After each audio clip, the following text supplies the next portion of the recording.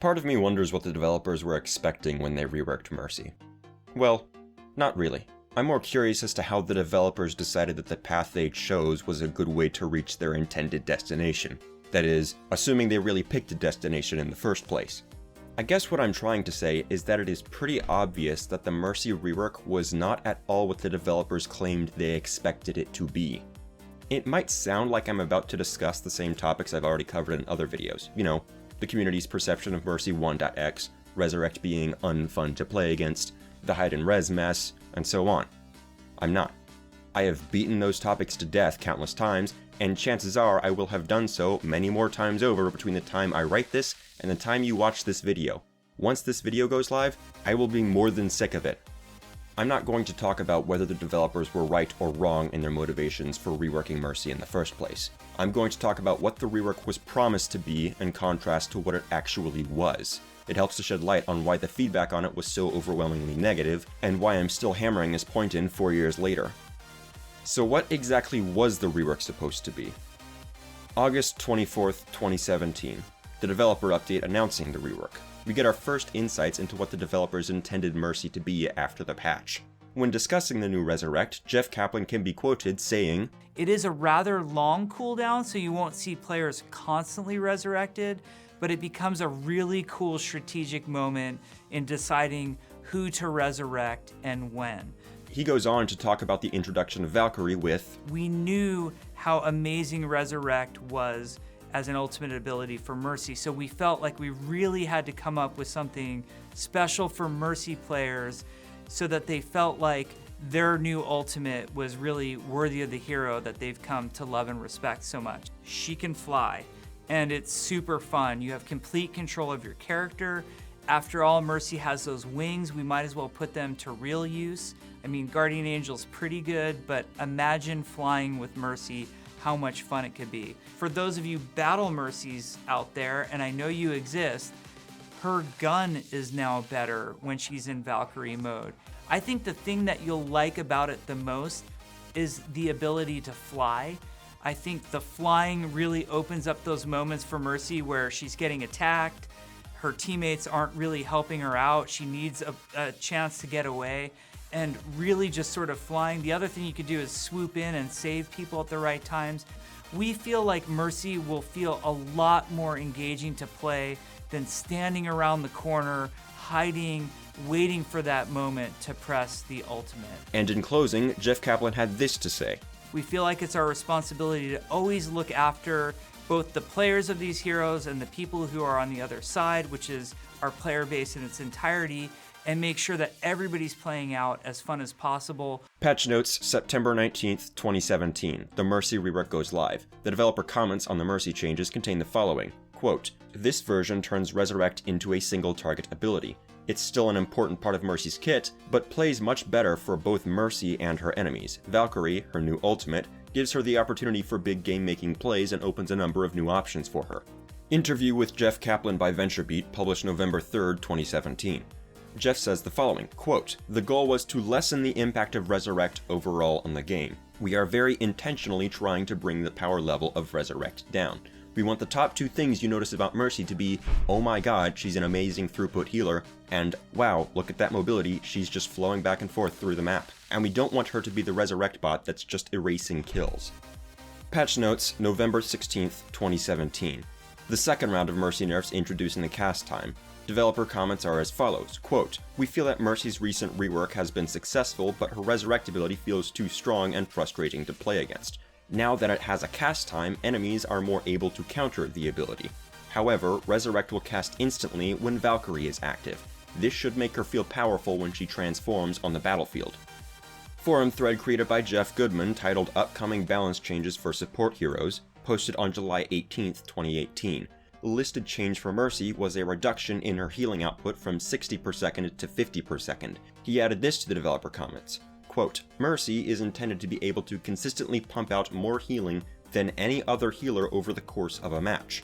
While this is currently true, the difference in healing is so significant that it makes it very difficult for other healers to compete with her for a spot on a team. Reducing her healing output will close this gap a little, but she will still maintain her status as the go-to pick for raw healing power." Phew, That's a lot of comments. I imagine that, depending upon your position on Mercy, you are either angry now because of all the things the developers promised with the rework but then did not deliver, or you are just bored out of your mind. Compiling these quotes into one cohesive image, the developers wanted Mercy to be a hero focused primarily around strong healing and fluid mobility. They wanted her to be the go-to pick for raw healing power. They wanted Resurrect to be a strategic ability, and they wanted Resurrect to be less powerful after the rework than before it. They wanted Resurrect to feel better for both the Mercy player and her enemies. They wanted Valkyrie to be something special, a big impactful ability that was a worthy successor to Mass Resurrect. They wanted it to feel powerful to use. They wanted it to be a playmaking ability. They wanted the flight in Valkyrie to be fun and engaging, and they imagined the ultimate being used as a tool to swoop in and save an ally. They encouraged Valkyrie to be used for a Battle Mercy playstyle. They wanted Mercy to be more engaging than standing around a corner and hiding. And yeah, aside from the nonsensical Battle Mercy encouragements, this is a perfectly valid vision. Based upon it alone, this set of Mercy changes sounds fantastic. Sign me up! Except, it wasn't. The application fell short. That vision never came to fruition. They had a goal, or at least they claimed to, but they never delivered the results. Mercy is not the go-to healer for raw healing power. She's hardly treated like a main healer at all. Resurrect is not a strategic moment, and it obviously doesn't play out better for the Mercy player with its movement penalties. It isn't any weaker after the rework than it was before it. In fact, it is quite the opposite. It is now more important to generate value from her kit than it was as an ultimate. Valkyrie isn't anything unique or special. It doesn't feel powerful to use, and it provides no additional playmaking capacity. There is nothing spotlight-worthy about it. Valkyrie's flight is bland and mundane, just like everything else about the ability. It is not used to swoop in and save someone. It is used from afar while the Mercy hides around a corner from the enemy team. And when you take a step back and look at everything, Mercy's intended design, what the developers promised when they reworked her, and what the rework turned out to be, it is entirely understandable, and even predictable, that a lot of Mercy players would feel slighted. Of course, Mercy is not the only hero to fall victim to this problem, nor is she the first.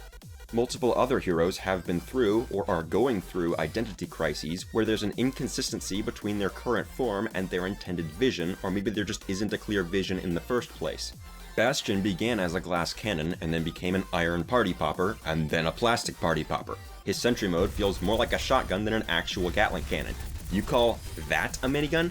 Nah, this is a minigun. And looking at his Overwatch 2 rework,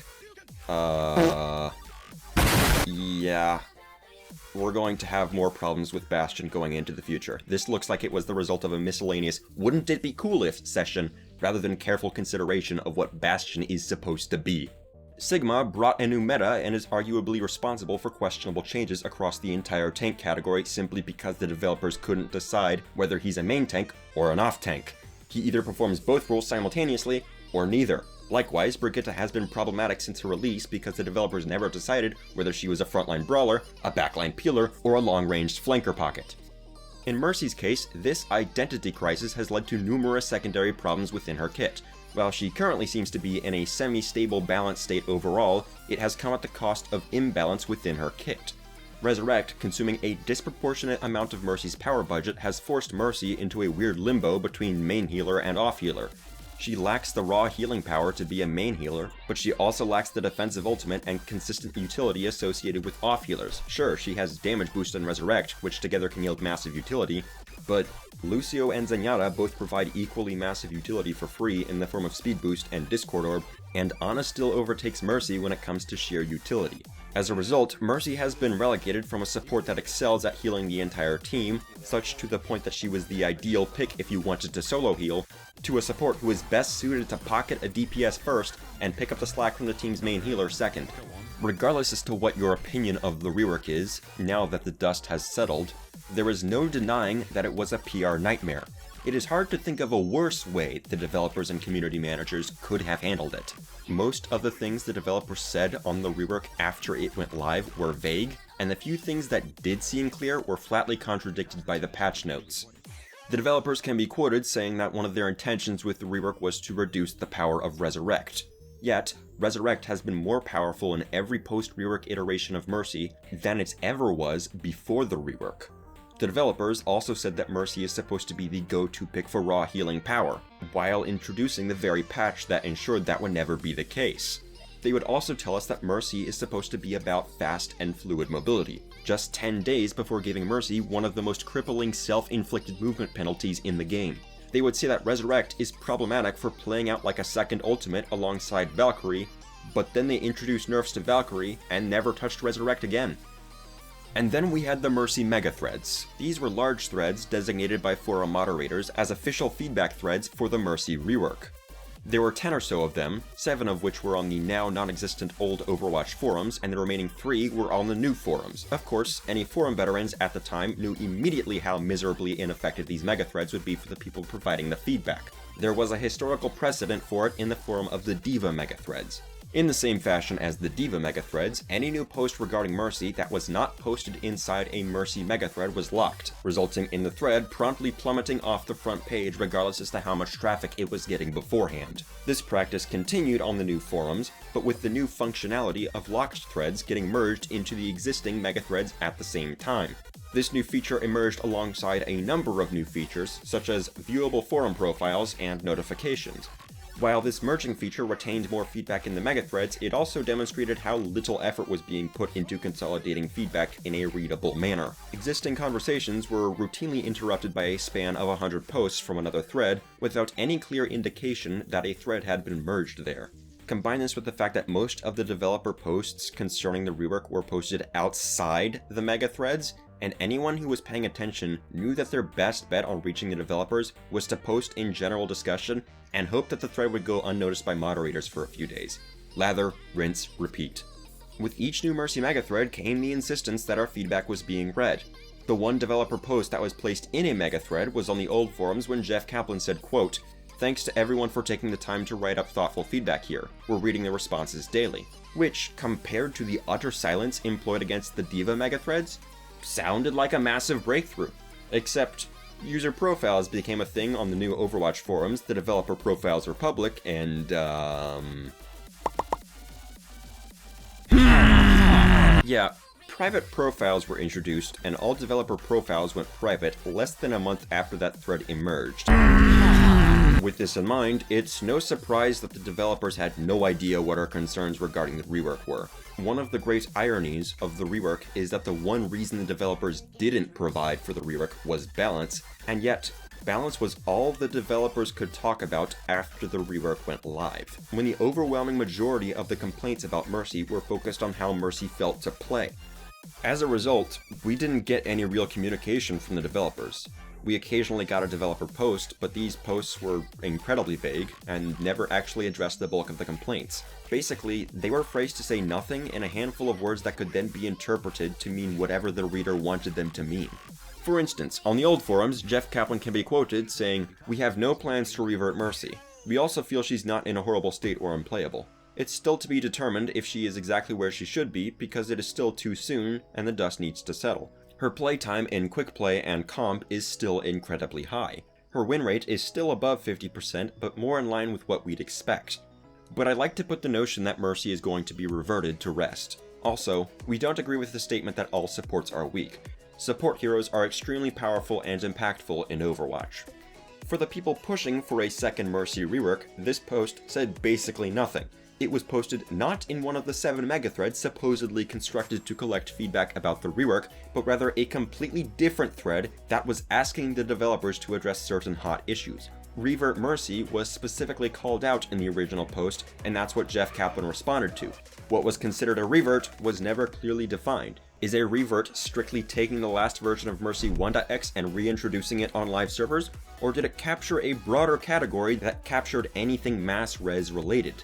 If you swapped Valkyrie with Resurrect, nerfed Valkyrie, and allowed Resurrect to revive up to 3 players with a single use, is that a revert? If you reintroduced Mass Resurrect with line of sight checks and a cast time, and added a cleanse ability to Mercy's base kit, is that a revert?